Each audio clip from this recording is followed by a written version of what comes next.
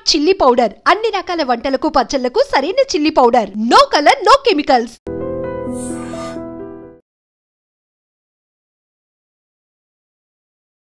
నమస్కారం, welcome to I dream. Dharma Margam with Vijitha కార్యక్రమానికి స్వాగతం.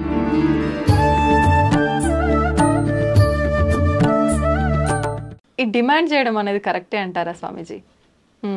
మనమంతా ఒక 10 రూపాయల టెంకాయ కొట్టేసి 50 లక్షల మారుతి కారు ఇంటి దగ్గర ఉండాలని కోరుకునే రకాలు. అవును. వానికి ఎప్పుడు ఇవ్వాలా, ఎక్కడ ఇవ్వాలా, ఎంత ఇవ్వాలా, ఎప్పుడు ఇవ్వాలా, నీ కర్మను బట్టి ఏది ఎప్పుడు రావాలా ఖచ్చితంగా తెలుసు. వాడు ఇచ్చేది ఇస్తాడు. అడిగితే దొరికేది ఇంతేనమ్మా, అడగకుంటే ఇంత దొరుకుతుంది. ఎవరో ఒక గురువు గారు ఒక ఊరికి వెళ్తూ పర్సు పోగొట్టేసుకున్నారు.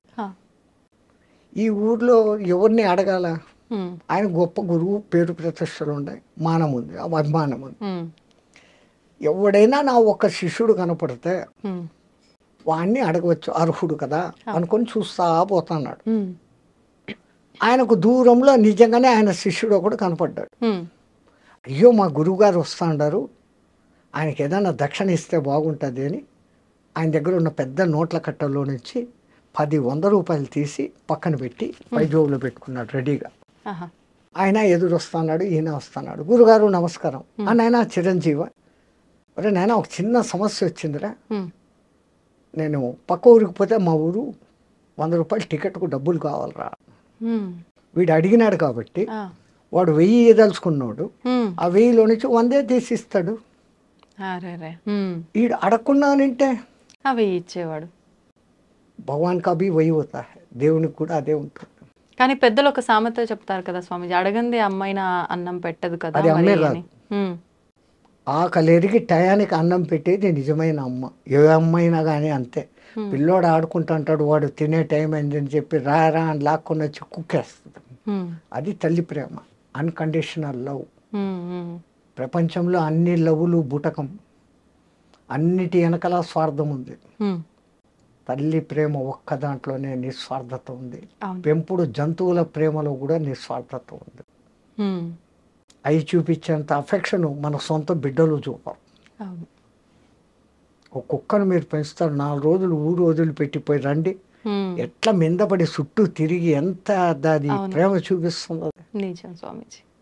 మన పిల్లలు ఏం చేస్తారు? ఏం తెచ్చినావు నాన్న? బొమ్మలు తెచ్చినావా, చాక్లెట్లు తెచ్చినావా, బిస్కెట్లు తెచ్చినావు, బట్టలు తెచ్చినావా?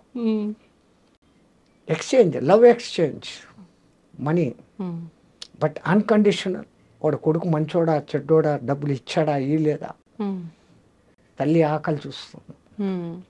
వాడు ఏ సమయంలో ఎవడు 10 మంది కొడుకులు ఎవడు ఏ కూర రుచిగా తింటాడు, ఏది ఎక్కువ తింటాడు, ఎవరు తక్కువ తింటాడు, ఎవడికి ఏ టైంలో పెట్టాలా, అన్నీ ఆ మహాతల్లి భరించి చూసుకొని చేస్తాను. ఈ ప్రపంచంలో ఇంకా ఉంది అంటే ఒక్కటి తల్లి ప్రేమ, అన్కండిషనల్ లవ్. అందుకే మన పూర్వీకులు మాతృ దేవో భవ అని మొదలు పెట్టినారు. ఆ తల్లి 9 మాసాలు మూసి కంటది. ఆ తర్వాత తన రక్తాన్ని పాలుగా పాసి వానికి వేస్తుంది. వాని మలమూత్రాలు అసహించుకోకుండా ఎత్తుతుంది. వాడిని బాగా జోలలో వేసి నిద్ర పుచ్చి అప్పుడే తింటామని కూర్చొని మొదటి ముద్ద నోట్లో పెట్టుకోగానే ఈ పులియారగాడు అమ్మ ప్రేమ అన్నం చూస్తుందా బిడ్డను చూస్తుందా అని వాడిని గిచ్చుతాడంట భగవంతుడు. పులియారు మా అంతే గణపతి. వాడు కొయ్య అనగానే ఈమె చేయి వదిలేసి కడుక్కొని లేసిపోతుంది పరిగెత్తే. వాడు అప్పుడే గలీజ్ చేసి ఉంటాడు. తీసి కడిగి శుద్ధం చేసి మళ్ళీ వచ్చి కూర్చొని అప్పుడు తింటున్నాడు. వాడు అనను మొదలు పెట్టంగానే అమ్మ అను, మా అమ్మ అను మొదట అక్షరాలు నేర్పే మొదటి గురువు తల్లి. వానికి అన్నీ కొంచెం తెలిసి వచ్చినాకదో ఈడు మీ నాయన అని చూపిస్తే వాడు నాయన. తల్లి ఎవరిని చూపిస్తే వాడు నాయన, ఇంకోటి కాదు. అట్లాగని వీడి మేమామ లోకంలో బంధుత్వాలు పరిచయం చేసి ఆ లౌకిక విద్య గురువు దగ్గరికి అప్పగిస్తుంది. వాడి అదృష్టం బాగుంటే ఆధ్యాత్మ గురువు తగులితే వాడు పైకి వస్తాడు. మళ్ళీ ఈ తల్లి పెంపకంలో ఎక్కడ లోపం జరిగినా వాడు ఆధ్యాత్మికంలోకి పోలేడు. వాడిని ఆ వయసులో నుంచే ఆధ్యాత్మికం బోధించేది తల్లి. వానికి ఆ టైంలో నుంచే భక్తి బోధించేది తల్లి. లీలావతి కడుపులో వాడు ప్రహ్లాదుడు ఉన్నప్పుడు నారదుడు పక్కకు తీసుకెళ్ళి ఆ భక్తి కథలన్నీ వినిపిస్తే ఆడు విన్నాడు, అంత భక్తుడైనాడు.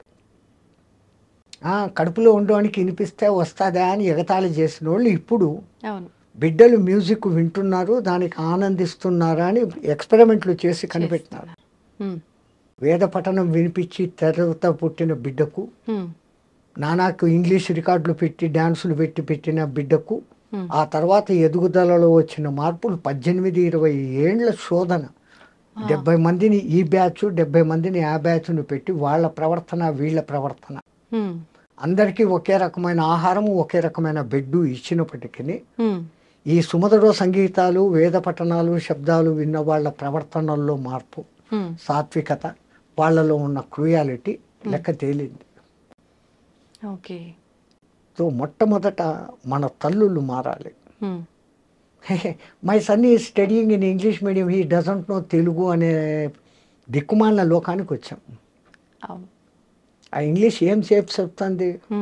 ఏ ఫార్ యాపిల్ తిండి తిను, బి ఫార్ బ్యాటు కొట్టుకో తలకాయ బోలు కొట్టుకో ఆడుకో, తర్వాత పిల్లులు కుక్కలు, C for cat, D for dog,